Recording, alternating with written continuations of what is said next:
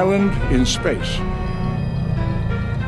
our home, our civilization, our human innovations.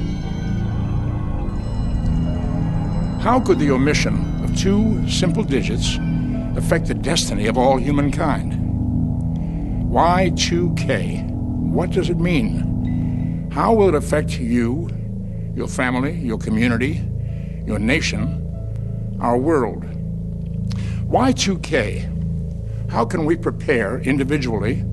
How can we work together as global neighbors to make the best of whatever may occur before and after January 1st of the year 2000? Y2K, from its historical roots to its possible effects on the future of civilization. Effects that are so complex that perhaps only chaos theory could calculate the multiple ramifications of what may occur. I'm Leonard Nimoy, your guide, as we explore all aspects of the Y2K phenomenon, including how we, humankind, can utilize Y2K as an opportunity to look at ourselves, to analyze where we've been, and to adjust our sights for the future.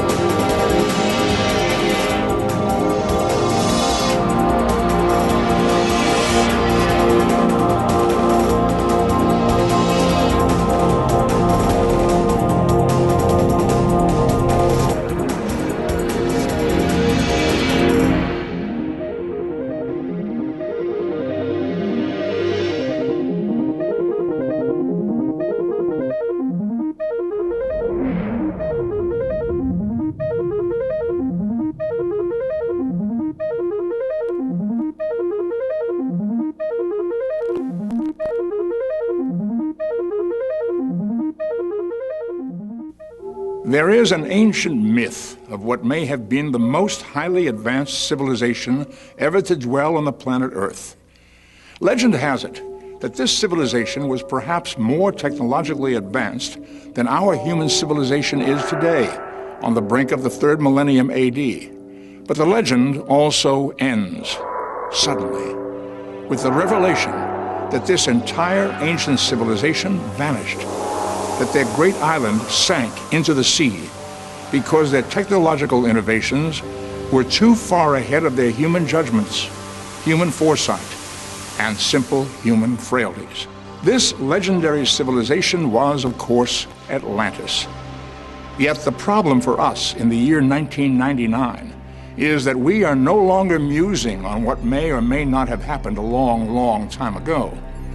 Rather, we are now facing very real global issues related to power supply, satellite communications, water, healthcare, transportation, distribution of food, and other items vital to everyday human survival. These global issues are the direct result of an equally real human oversight many people now refer to as the Y2K, or year 2000 problem, which derives from the fact that billions of lines of computer code and embedded microchips that now run the very technologies we all depend upon may fail in that briefest moment between December 31st, 1999 and January 1st, 2000.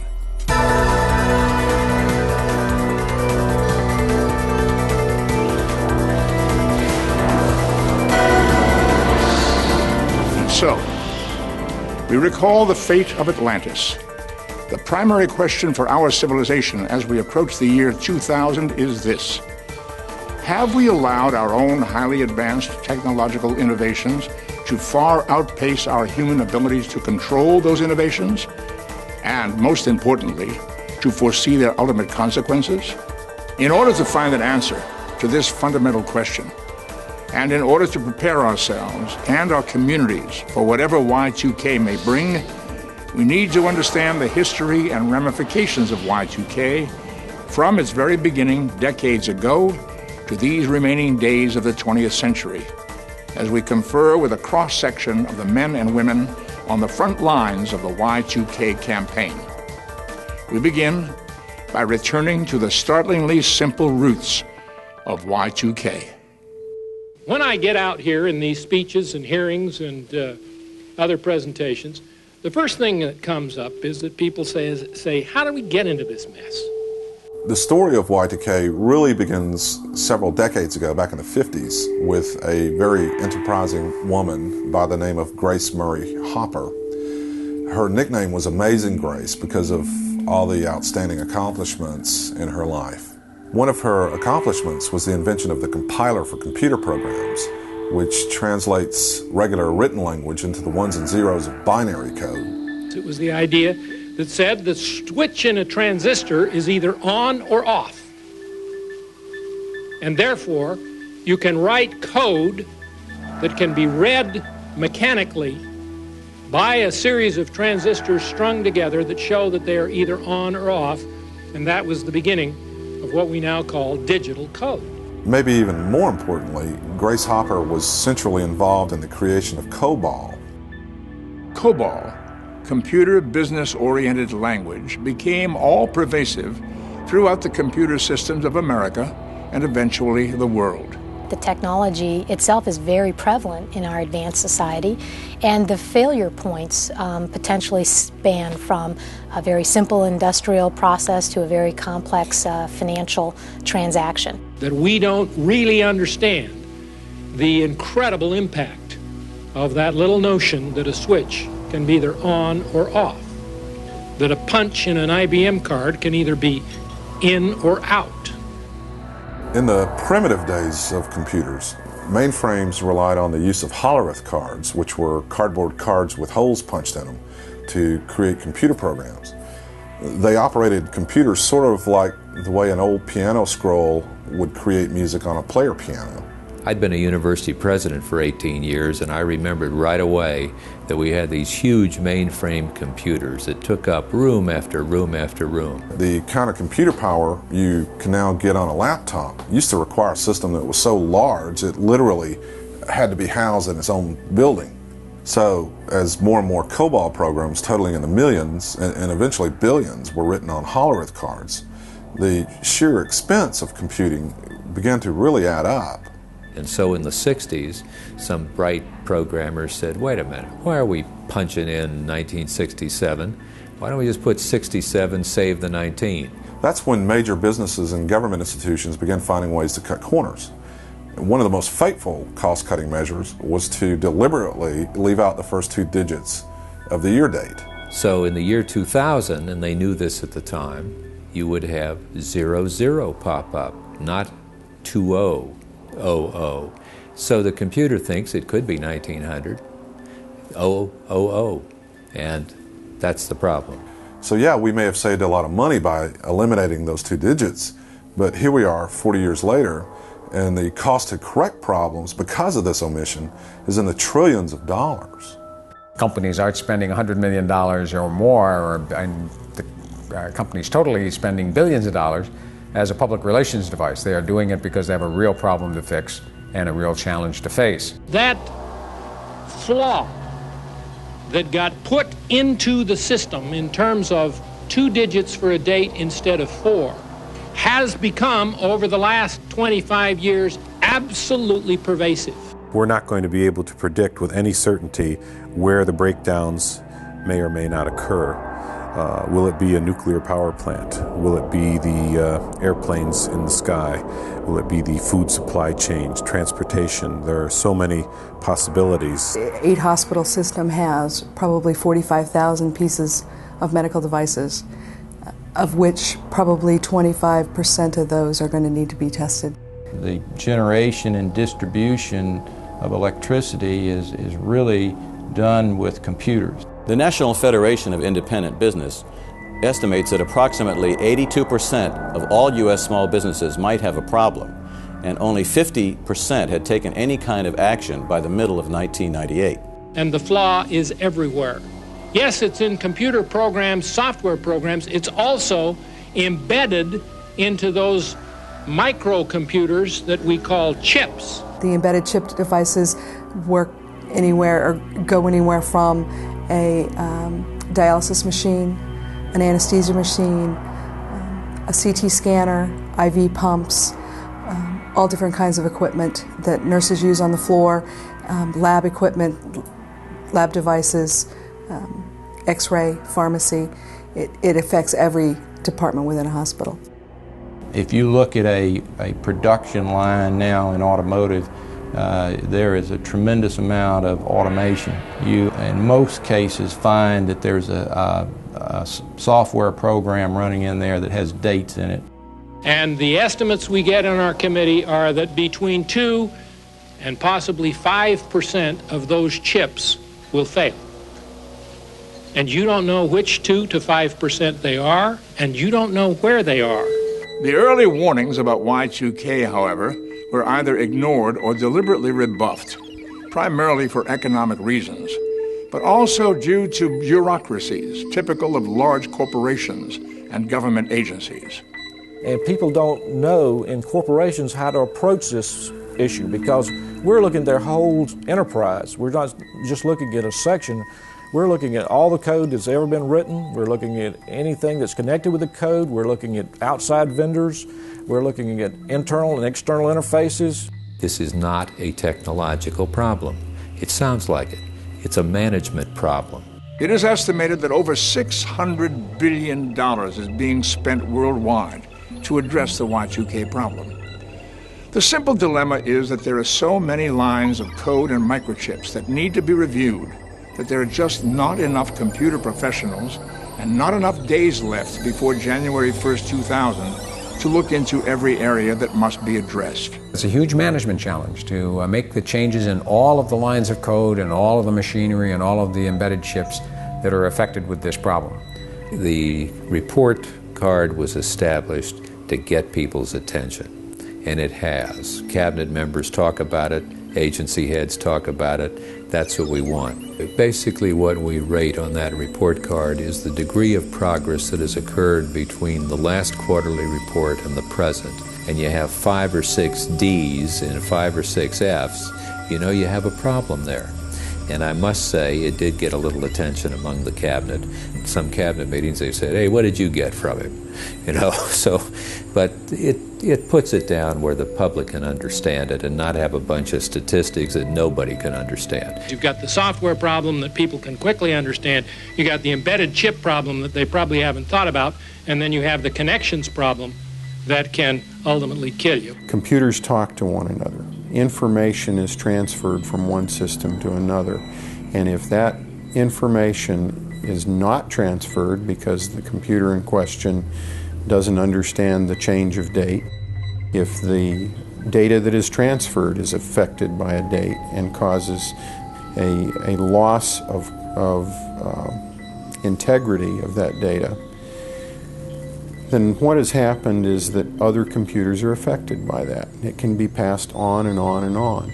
In other words, the FAA, a year ago, had a problem with the radar system. Took it into the laboratory, thought they'd fixed it, this looks great, worked great.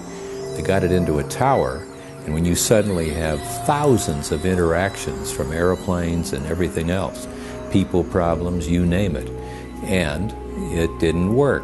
So they had to work on it in the live operational context. That type of interconnection is really the basis of the problem of Y2K. There were indeed early efforts, decades ago, to warn major public corporations and government organizations about the Y2K problem. Despite the fact that there have been a whole lot of so-called Y2K experts popping up in recent years, the fact is that as early as 1960, there were already a number of computer and government professionals trying to warn us about the long-term implications of dropping the first 2 digits of the year date code. My fear is that they've waited too long and they need to get busy and get started. If they wait much longer, truly, there won't be time for them to upgrade their systems, test their systems, and put them back into production. In 1967, the U.S. National Bureau of Standards was given the responsibility to resolve the controversy and went about doing that by surveying federal agencies. Well, the problem with that scenario was that the Department of Defense was by far the largest user of computers in the world, and it had more important things to worry about at the time, like the Vietnam War. It's a natural process, to not want to have to face a painful situation or a difficult situation. But my advice to the American public is get over it. So the Department of Defense basically told the National Bureau of Standards that there was no way they were going to convert the 4 digits for the year date code. Now, a very able woman in the Department of Transportation even earlier suggested they do something in 1987, and she was laughed at. The old boy network, what do you know, etc. She was right, and if they'd listened to her, we wouldn't be in the bad shape in the federal government that we are right now. In the last several years, more and more professionals working in the field of computer science have written papers, books, or have spoken publicly about what may occur at the end of the millennium as a result of Y2K. So we have to do something very, very dramatic. This should be the #1 priority of every CEO in the country. We can't do this without a much higher level of awareness to get everybody involved. One of the major problems everywhere is getting people to understand that Y2K is everybody's problem right now. The debate has been all or nothing. Either the system is going to stop totally, or then people say, well, then there's no problem. And the problem, I think the system will not stop, but that doesn't mean we don't have major problems.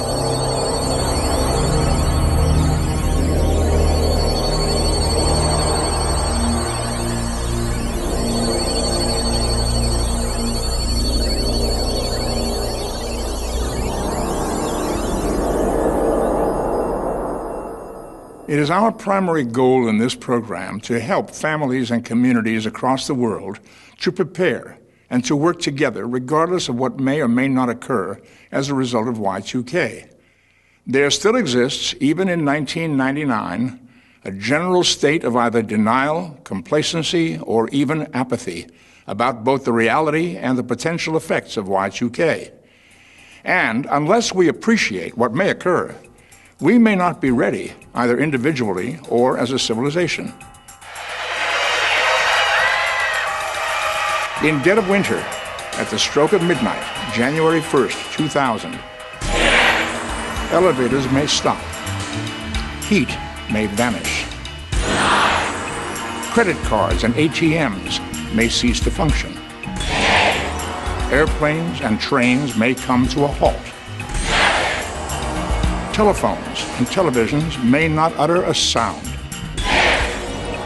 Water delivery systems may not deliver water for cooking, drinking, or bathing. Streetlights, stoplights, lights in buildings everywhere may flicker out. Hospitals, clinics, pharmacies may be unable to provide proper medical care. Banks and stock markets around the world may suffer some form of meltdown. And nuclear power plants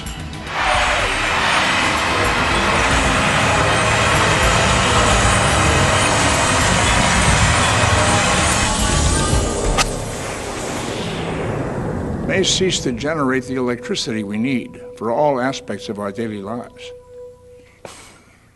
What is going to happen is a combination of events, hundreds of thousands of events literally across the globe that will affect other systems. One of the key aspects of chaos theory is the idea of sensitive dependence on initial conditions, which basically means that one small thing happening over here can eventually cause really big things to happen on the other side of the world.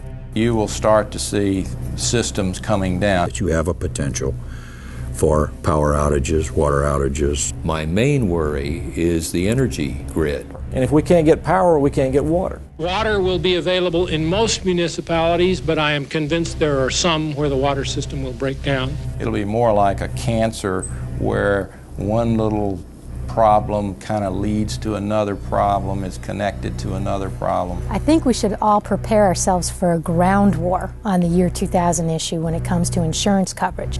I expect we will have brownouts and regional blackouts. Communities will have disruptions, and maybe this other community will have a different disruption than this one. So it's something that is totally unpredictable. And it will just kind of spread and I spoke with a lady at the IRS here a few months ago, And she had 3,000 people working on the year 2000 conversion and still can't get it completed by the year 2000. I think there are individual banks that will probably go bankrupt. There are individual credit unions that will disappear over this issue. We get people who email us and say, I'm a Y2K fixer at a major bank. And every time we try it, it crashes. There are medical machines that will fail in ICU units. What we're finding are computer programs that don't work. The hospital's revenue stream may stop, just dead stop. Some people will die. Not doing anything about the Y2K problem could lead to failure of up to 330,000 small businesses. You know, things just kind of topple over one after the other. We're talking about a loss of a way of life, you know, our dependence on this uninterrupted life in which the energy grid supplies a lot of our needs on a daily basis. You're going to see some real dislocation, panic, fear. And the problem globally is worse than it is here. Look to the countries who are emerging countries to have the worst problems. There are some developing countries in the world, I think, that you will not be able to make phone calls from. Some where airlines will be advised not to fly. It's just going to explode. The biggest problem is energy and defense. The fact is that only 24 countries are addressing the year 2000 problem. Those governments have decided either that the problem doesn't apply to them or that they'll just wait and see what doesn't work and then fix it afterwards. You know, my system is down. It's flat off the air. It just won't even boot up. It's not running. And Y2K itself, that is the changeover from December 31st, 1999 to January 1st, 2000, is not the only date in 1999 or 2000 that presents possible problems. One of those is what's called the problem of the nines, or September 9, 1999. The 9/9/99, that terrible day that a lot of computers have actually been told to turn off. Everyone who has a fiscal year that begins before the end of 1999 will, whether it's April 1, July 1, or in the case of the federal government, October 1, will have a fiscal year 2000 challenge to deal with their financial systems, which will at that point be in the fiscal year 2000. Then we may see computers shutting down in April and May when a great many states start their fiscal year. When those computers start trying to think, so to speak, in terms of the year 2000, they may shut down. You also have July the 1st, which is going to be a big banking day. Expect the federal government to come in right in the middle of the summer and start working some banks that are not compliant. That's going to be possibly the first indicator for a lot of people. During the last few months of 1998, word about Y2K began to gradually enter the public consciousness. And now, in 1999, the seriousness of what may occur has spread around the world. And we found, as people come along and say, oh, we're on great shape, we're on a great track, we're in great shape, we have everything under control, look how much compliance we've got, and then the test comes back, no, you're not. And when we think there's some hokey pokey going on, as it did in defense a year ago, where they wiped off for the next term a couple of hundred critical mission systems, and we looked at that, we said, gee, are they working that fast suddenly to clean up that mess? And no, they weren't. They just wanted to look good, so they knocked a few off. They redefined them. They said they aren't critical mission, wham, so their total went down, and which angered me in the sense of them trying to pull that stunt.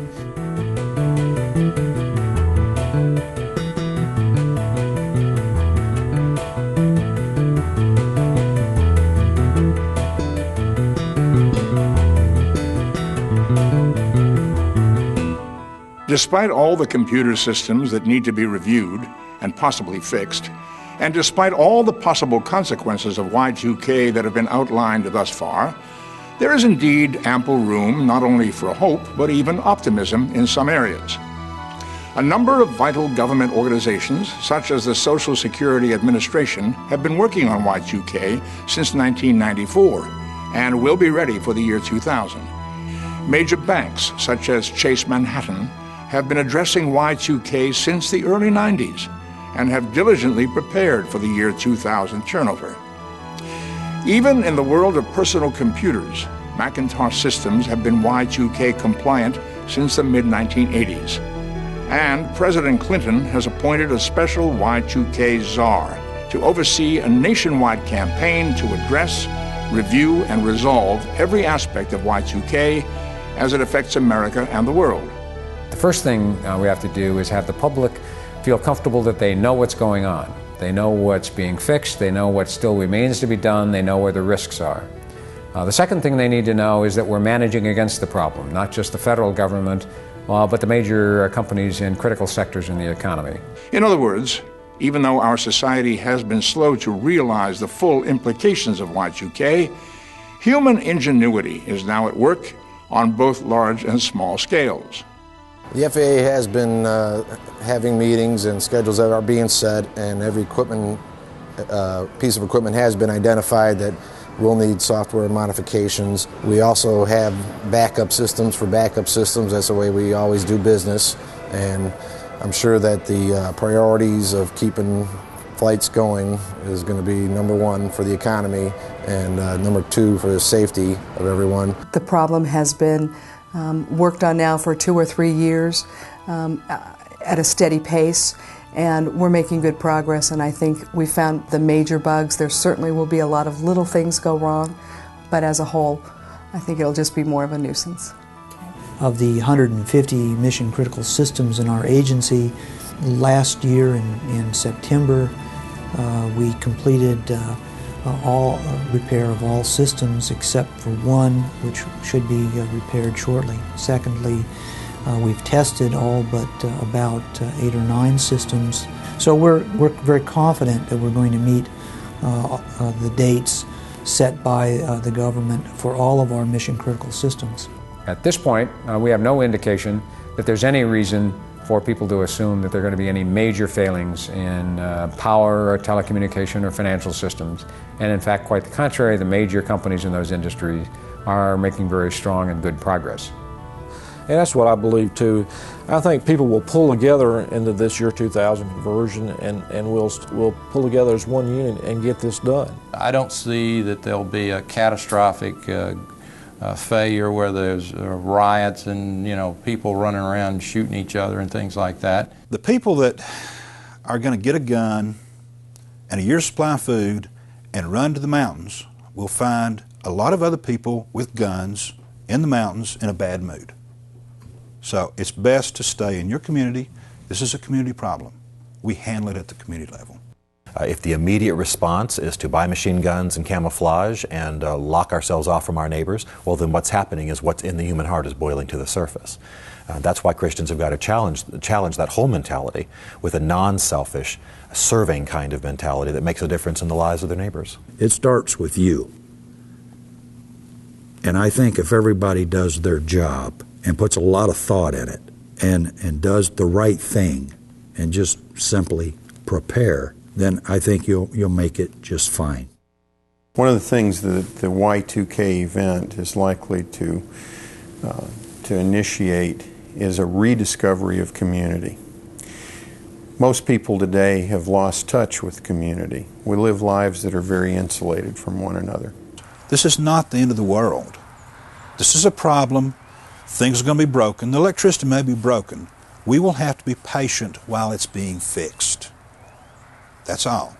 And you know what? While it's being fixed, we might actually enjoy some family time. It may be also that we come to realize that technology doesn't supply all the answers that we hoped it had. One of the ways that we're going to be testing ourselves, of course, is to have a more concerned relationship with our fellow man. I think that really goes without saying.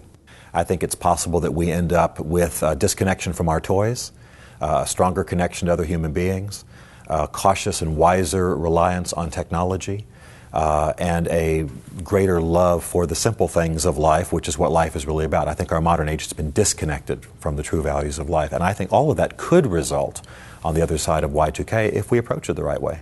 I know that we did good patient care 25 years ago, minus a lot of these very high-tech devices, and we can do it again should they fail in the year 2000. My view of it is that it's an opportunity to redefine relationships that can emerge far stronger than what we've got today. I'm confident that we're going to rally around whatever the problems are. We will meet them as we have met all the other problems we've had, and that basically we will move forward and be stronger as a result of all of this work and effort.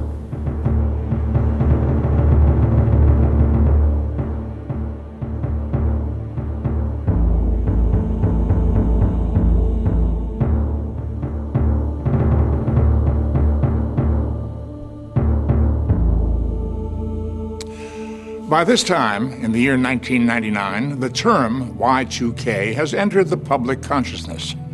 World leaders in government, spiritual, and corporate circles have all found themselves in one of the greatest dilemmas facing humankind. But the dilemma is not Y2K itself. Rather, the concern for world leaders is how we, as individuals, as communities, should best approach Y2K. But the reality is there are no Y2K experts. And this is because nothing like this has ever occurred before in the history of humankind. The reality is no one knows exactly what's going to happen. So, the real dilemma facing not only world leaders, but each one of us, is how to find a clear, reasonable, balanced approach between those who call for extreme survival measures versus those who advise no action at all. The very best we can hope to do, therefore, is to prepare as individuals and as families so that we each feel secure, and to work together in small and large communities as local and global neighbors.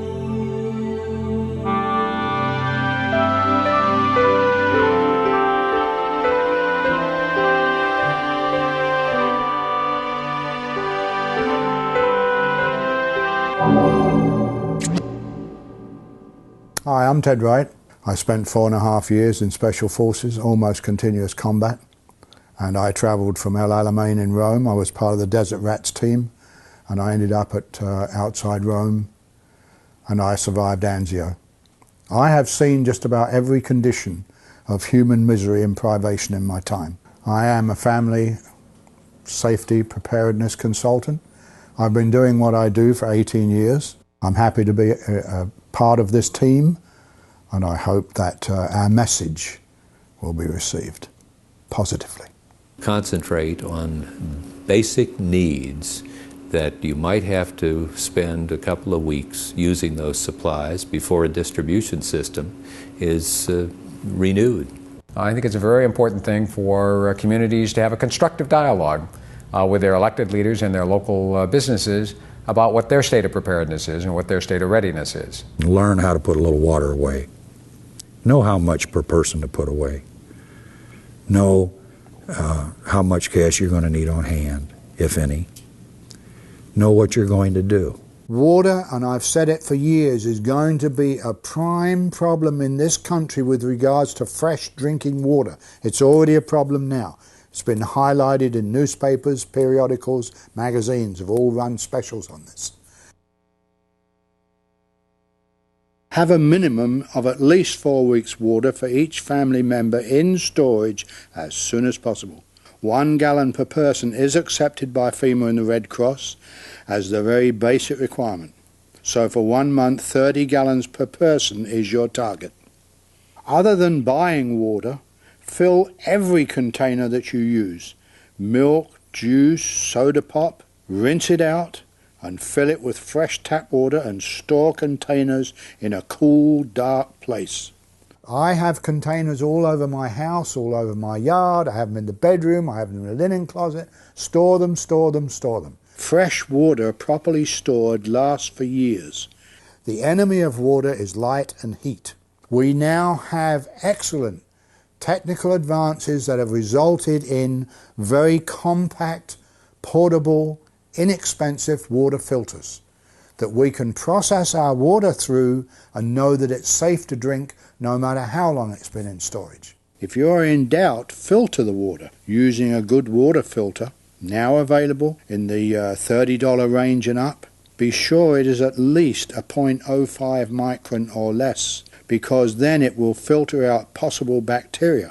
But if you have no filter and have doubts, boil the stuff. And now let's talk about storing water for purposes other than drinking. Picture this. You get up one day, you go to the bathroom and discover you don't have water. You then realize you only have 1 flush per toilet, and then things are going to get nasty and unpleasant. What do you do about this? Well, ahead of time, store water in volume for this purpose. Next to the need for drinking water, need for flushing water is number 2. Fill trash cans, drums, or any large containers, no matter if they're clean or not. We're not talking about drinking water here, we're talking about toilet water. Quantity, not quality, is the order of the day. In rainy areas, put barrels under the gutter spout and you have free water. Now, in most of the manuals put out by the Red Cross and FEMA, it tells you to put a plastic trash bag in your toilet and use the toilet normally, seal the bag when it's sufficiently finished. But that is one of the most destructive things we can possibly do, and I urge everybody, as I have done for years, do not use plastic bags for your toilet. As soon as you seal the bag, the waste inside starts to cook, and that generates germs, it generates all sorts of bacteria. So those plastic trash bags are going to deteriorate, and you're going to have a potential for an outbreak of disease like you never saw before. If the toilet doesn't work, a chemical toilet is the answer. The chemical toilet is most desirable for family safety. They're very affordable, costing even less than $60. If you cannot afford a chemical toilet, well, a good-sized bucket and an adapted toilet seat will work if you're careful. Use this toilet and when finished empty down the regular toilet. By observing the reaction of the flushing as you dump the homemade chemical toilet, you will learn how much water to keep in the bucket at all times. Under no circumstances dump the chemical toilet waste of any kind in the yard. Let's take the example of an apartment complex with 50 units in it. We have to get together. We have to put the responsibility on the owner or the management of the apartment buildings to make a communal toilet, to pull in the toilets that we see on the construction sites, etc. If people have to pay an extra $1 a month in their rent to make sure they have some toilets out there for them, like we do at expositions and ball games. If they can do it for ball games and gatherings, we can do it for an apartment complex or condominium complex. Personal hygiene is always a problem with no water. Stock up on baby wipes. Clean underarms and private areas daily with baby wipes. The next thing you want to do is really get stuff that you eat, that you're used to eating, that will last into the year 2000. There's tons of things such as tuna fish, potted meat, all kinds of potted meat products, bean products. And so we're urging that people prepare food, water, other things for about a month to 6 weeks. The other aspect of that is that we're urging people strongly not to think that they can survive this alone. This is about community. It's about networks. And so beyond about a month, you have to be networked and you have to be in community. There's no way any one family could lay aside, enough food, enough resources to survive this thing on their own.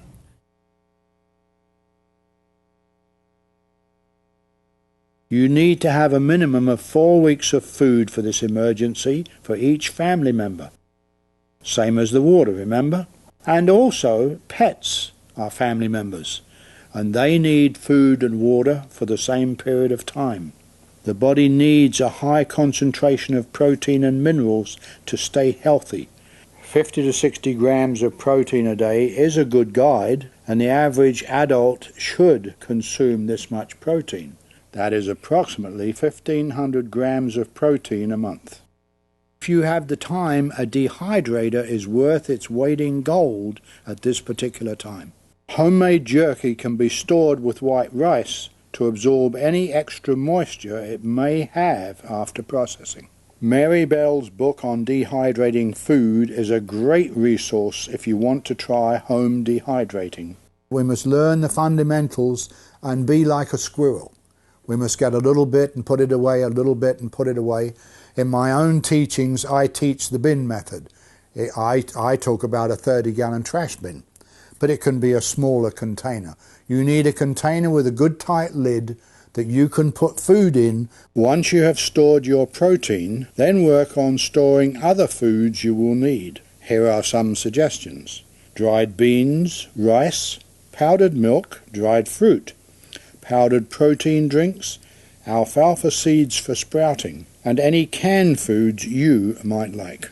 If you have the money, MREs, meals ready to eat, can be purchased from military surplus stores or from many sites on the internet. The sooner you start your preparations, the better your opportunity to get the supplies you need at reasonable prices. Y2K specifically is going to affect our utilities and our services.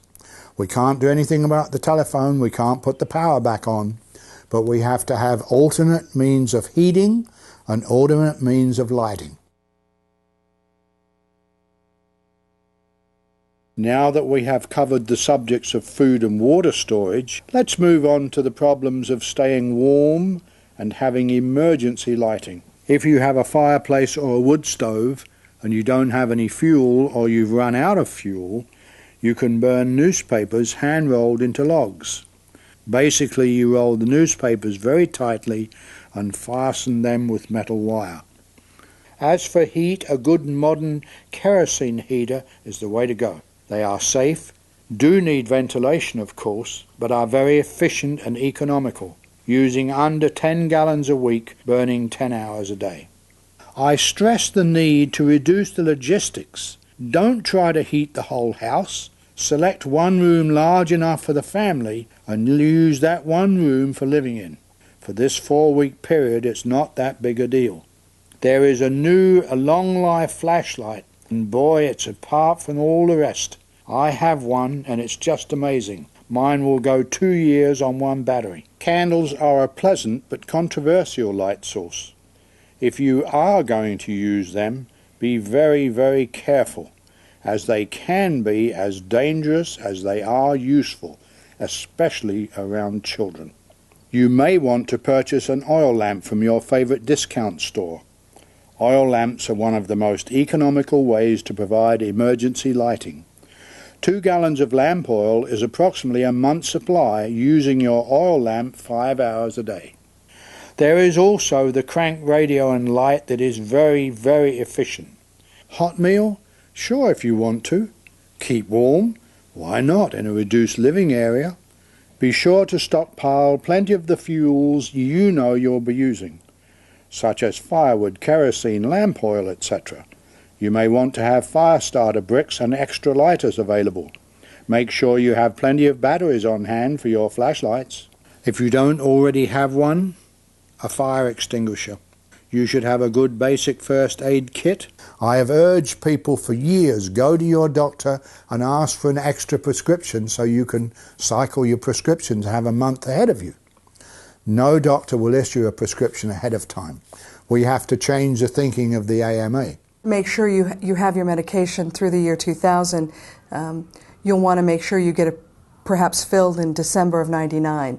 That hopefully by 3 months from then, through January and February of 2000, as they work through the glitches, should there be a glitch, that by the time you're ready to fill your prescription in March, you'll have the computer system fixed and your medication will be available to you. And the medication problem, as far as I'm concerned, is a time bomb waiting to go off, and it's going to be very, very serious. Make sure you have enough prescription medicine to last for this period of time. You will need to talk to your doctor about this. Home remedies and herbal teas. Have a good 4-week supply of toilet paper, paper towels, lawn trash bags, diapers if you have a baby, feminine products, contact lens solution, and good personal grooming items of your choice. You will need handy tools such as duct tape, a handsaw, crowbar, hammer and nails, pliers, screwdrivers and rope. You may want to put some money aside because that you may not be able to get to your bank. Your bank may be down for a week or two, and it would be a discomfort. People may not accept checks, so having some cash might be a good idea. People don't usually understand the idea of fractional reserve banking, that when they make a deposit, only a very small portion is actually kept with the bank. Even of that deposit, only 1.2% of our total money supply is in cash. So that if everybody ran to the banks tomorrow, they'd only be getting maybe a penny on the dollar in return if they wanted in cash. Well, that kind of information floating around in society is what's going to cause some tremendous panic, I think. It may be a good idea to have some cash on hand, although experts vary in their opinions. By personal choice, put coin and cash away as much as you feel you are comfortable with. Get a copy of all financial records such as bank statements, mortgage statements, credit card statements, and all important documents. Store them in a safe place. Have written proof of financial assets as much as you can. We do not recommend pulling all of your money out of the bank. Just document what is there. Tell your children they don't have to worry about Y2K because your family will be prepared if the water or electricity goes out for a few days. With children, it's very important to reassure kids that this is not the end of the world. Involve them in a meaningful way. You know, if it comes to storing a little food or, you know, putting batteries in the flashlights, you give kids a meaningful role in the process, because it literally is true that in times of catastrophe, everyone is a leader at one time or another. If your child is old enough to understand Y2K and to help out around the house, you need to explain Y2K to him. Let him help prepare. If the child is not old enough to help you or understand Y2K, then don't tell them. I mean, it'll be part of their life experience that children are pretty resilient. They'll figure this is normal. Be sure you have provided for your well-being and morale. Have games that require no electricity, books, playing cards, puzzles and crafts. These will keep you and your children happily occupied. Tell your friends and relatives that preparing for temporary shortages and outages caused by Y2K is a good insurance policy. You don't expect your house to burn down, but you're still insured against that possibility. Now that you have seen some of the ideas in this program, you know how easy it is to start your own short-term preparations. Many people, especially those who live alone, are overwhelmed by the potential of this Y2K dilemma. Remember, all problems have a solution, and people will continue to work on the problems we have outlined in this presentation. If you would like more information about my educational materials regarding Y2K, my newsletter or other products, please call 1-800-948-8301. I think that it's prudent, just as companies are planning for year 2000, so also is it prudent for individuals to engage in that same type of thinking. I'm going to buy a generator and at least enough of water for a month's supply of food. Basically, we're prepared for a couple of 3 months. I don't think it'll last that long, but it's not that expensive in 1999 prices early. I plan to do is to store a month's worth of food and a month's worth of water. I will make my bank send me all my records. I'm keeping all my receipts for all of my medical expenses for the year 2000 or for the year 1999. Why don't you test yourself? Why don't every home test? Why not go home next weekend? Why not Friday night, turn the box off, turn the electric off, go shut the water off, okay? Have a few bucks in your pocket. See what you need. Y2K is a computer problem, but it's going to face the individual with their own reality. Whatever that reality is, it's going to face you face to face with a mirror. And in that mirror, there's going to be you. Here's a checklist to help you, your family, and your community prepare for Y2K. Do you have at least a 3-week supply of water on hand? Do you have at least a 3-week supply of food ready, primarily canned and dried foods, which are not dependent upon refrigeration for freshness? Do you have hard copies of all your important documents, such as bank statements, stocks, assets, birth certificates, and so on? Do you have emergency independent lighting, such as flashlights, kerosene lamps, oil lamps, candles, and matches?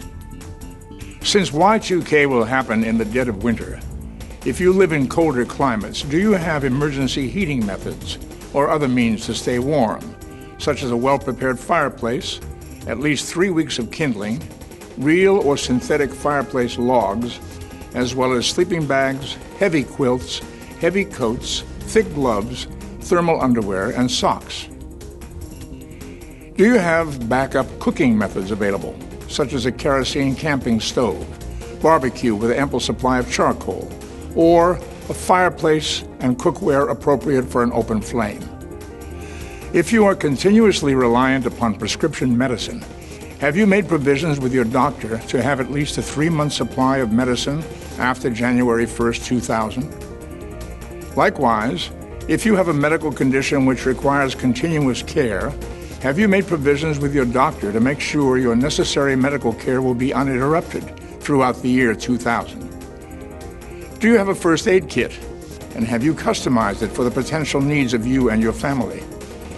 If you have critical care home nursing equipment, have you checked with the seller or manufacturer to make sure that none of the equipment may be affected by Y2K microchip failure? If you'll be pregnant in the year 2000, have you made special provisions with your doctor to ensure a smooth delivery of your newborn child? In the event that telephone systems, satellite networks, television, or radio temporarily become inoperative, do you or your nearby neighbors have a ham radio as a backup for communications and to keep abreast of newsworthy developments? Have you made specific plans to secure heirlooms and other valuables important to you and your family? Have you contacted your local phone, water, and power companies, both about uninterrupted service and about accurate billing statements in the year 2000? If you live in a skyscraper or other high-rise dwelling, have you and your co-tenants conferred with building management regarding backup generator for the entire building, regarding emergency provisions for heat, light, water, and waste management? If you live in a community of neighborhood homes, have you begun organizing with family, friends, and town leaders to prepare contingency plans for the first 2 to 3 months of the year 2000, particularly regarding emergency food, water, and heat provisions? Have you made special contacts with any elderly or disabled folks to see if they could use a little help? And have you communicated with your local, county, state, and federal representatives to make sure they're doing everything in their power to prepare for Y2K? Finally, one good thing to remember regarding all of these items of preparation is that regardless of what may or may not occur as a result of Y2K, all of these things will still be useful to you and your family. And the efforts to organize with our neighbors will be beneficial to all parties concerned, no matter what does or does not happen.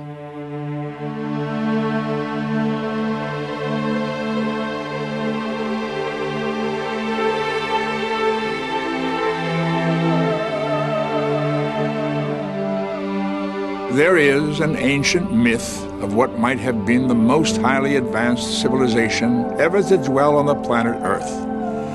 But that is indeed just an ancient myth. We're now, without question, living in one of the greatest periods in all human history. It's both an exciting and challenging time to be alive. We both enjoy and are awestruck by the unbelievably rapid advancements in human ingenuity and technology. Yet, how fragile do we now find ourselves before the juggernaut of our own inventions? However, as we indicated earlier in this program, there are no Y2K experts. No one knows exactly what, if anything, will happen. And our individual and collective response to Y2K is actually far more important than Y2K itself. The experts that we're dealing with indicate that it's going to hit hard and heavy for a while, maybe look like what some are calling a meltdown scenario for a week or two, and then it's going to level out more to brown out. On a scale of 1 to 5, how bad the Y2K is going to be globally, 5 being the worst, I would say globally they're at a 5. In the States, we have been at a 4. I think we're going to end up about a 2. My personal sense of this is in the range of 3. I think there are going to be major disruptions.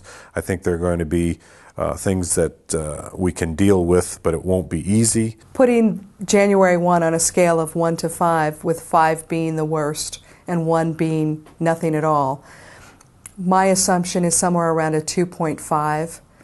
Again, an annoyance, a nuisance, a lot of different things that don't work. Catastrophic, I don't think so. I would say a 3. I think maybe we're looking at maybe a 3. I think based on the utility companies, I think there will be some power outages, or we'll have brownouts in some cases. I would say that it would probably fall around a 3 or a 4. My personal opinion is it can only be a 5. It can't be any less than a 5. I would probably have to rate this right in the middle at 2.5.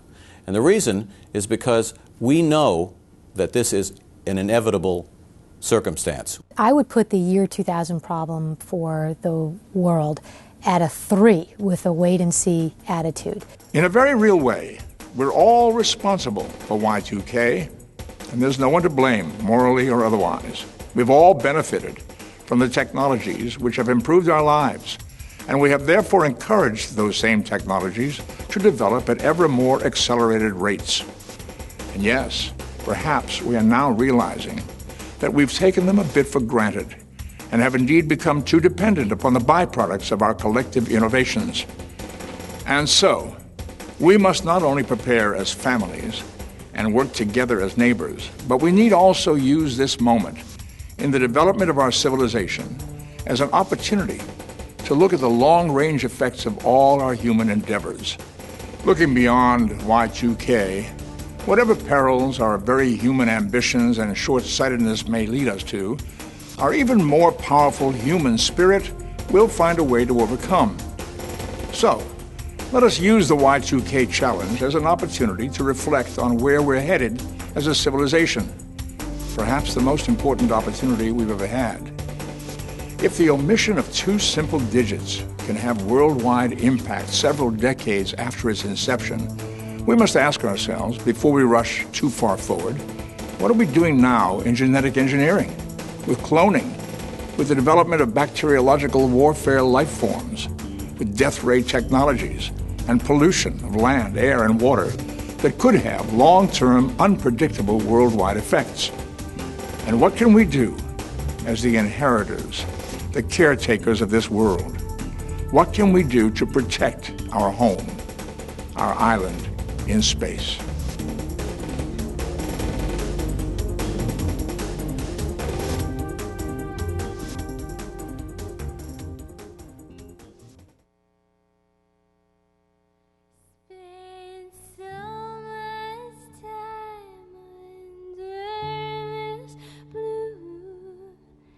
Trying to get back up to you, so caught in this perpetual night, but I straining upward,